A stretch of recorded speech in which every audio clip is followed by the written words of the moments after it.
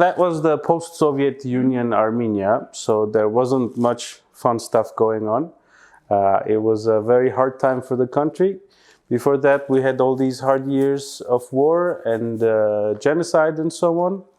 And later we had the earthquake. When I was born, 2 days later, we had the Spitak earthquake, which was also another hard thing for Armenia.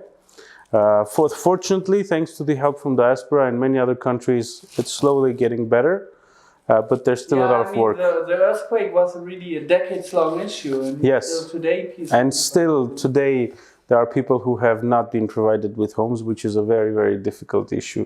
So what makes me wonder, many people refer to the 90s, until the 2000s, to the dark period, the dark ages. You were a kid at the time. Yeah. How did you experience it?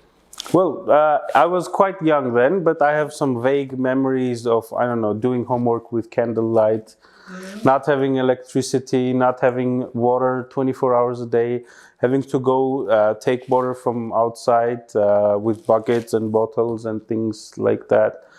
It was a difficult time. There was no electricity, so there was no heating. And almost all of the families had these wood-burning ovens or whatever those are called. Buying wood or getting wood from somewhere else and burning that for warmth and heat and so on. Of course, those weren't the easiest years for Armenian people. So, but do you think in a way that also brought Armenians closer together?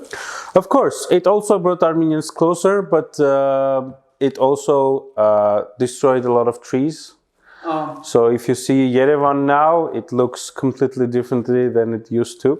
Please share a little bit, because I think a number of us don't really have a picture. Yes. So that's the interesting thing.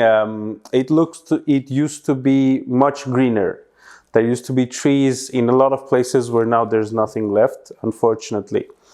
That's because people wanted to heat their homes and they would go chop down trees all around Yerevan, especially some forests in Nork. So there are some photos. If you look up all the Yerevan photos, I think there are a couple of Facebook groups too who are collecting those photos.